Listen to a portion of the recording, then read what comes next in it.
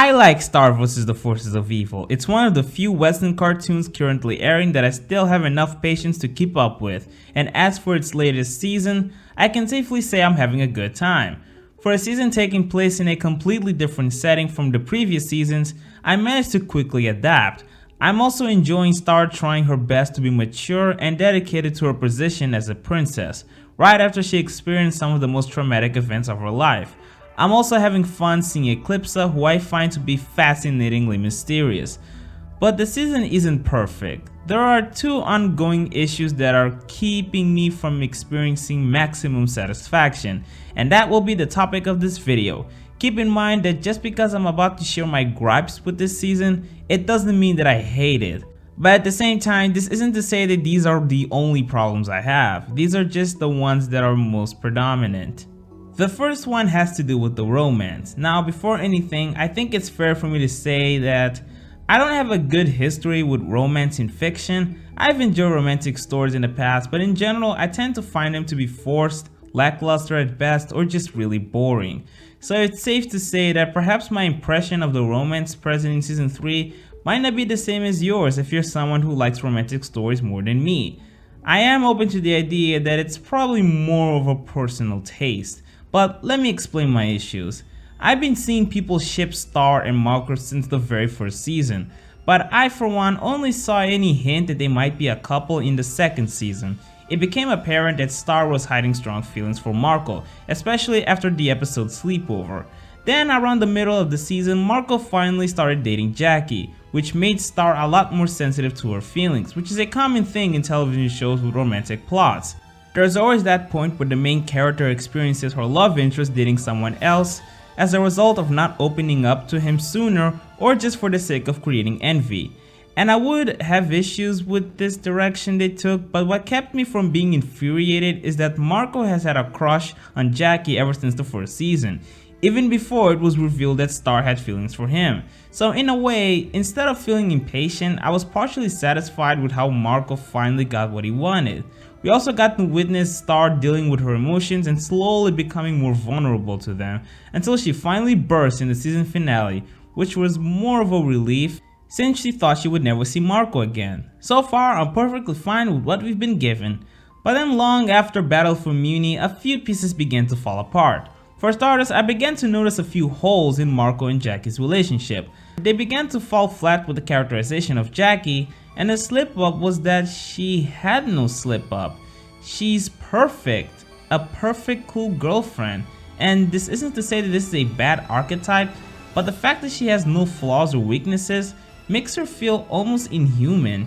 Even after she found out that Marco lied to her, the level of nurture and tolerance she had was almost unrealistic, and that's kind of my main issue with her. She's supposed to be this amazingly cool girl that the audience can understand why Marco had a crush on her in the first place, right after she gets abandoned in the very same episode of the season where we get to see Marco and Jackie being a cute couple. She just felt kind of disposable, but in an odd way, because the fact that she's been Marco's crush since the very beginning of the series hints that she's more than just a disposable character, except that's what she ended up being. That's what it feels. We never got to see further development and exploration of her character afterwards. It's like we were pretty much just waiting for Marco to snap and finally show signs that he has feelings for Star, and then after that we just completely dismissed Jackie. Now, to be completely fair, the show is far from over, and we can still see more of her, but so far, the way she was handled just kinda left me with a badly strange feeling in my gut. But then after Marco reunited with Star, we were introduced to another common thing with romantic stories, love triangle. Now, usually I dislike love triangles for feeling very forced. With this show, however, I wouldn't really call this forced. I can't really say that it makes no sense for Star and Marco to be a couple. What I would call this love triangle is both cookie cutter, because I've seen this done before. An instance where the main character temporarily dates another character so that we can confirm that her love interest also has feelings for her via jealousy. And the second definition I would give to this love triangle is frustrating. Let's first talk about Tom. You know, I like his character. I liked his introduction, in which he was this demon trying to control his anger issues, which was a funny concept. Then as the series went by, he was slowly bonding with Marco, and I like the idea of his character with antagonistic layers in his surface having a decent relationship with someone he initially hated. But now this will most likely shatter, since now that he's dating Star and I know that he and Marco will develop some hostility, completely regressing their entire relational progress. In fact, the episode Stump Day made it clear that that would be the case. Now, I am aware that this is an issue that might not bother other people as much as me. I'm sure some people might find the idea of the relationship being challenged to be engaging, and I completely understand. I can definitely see how that can be fun and exciting.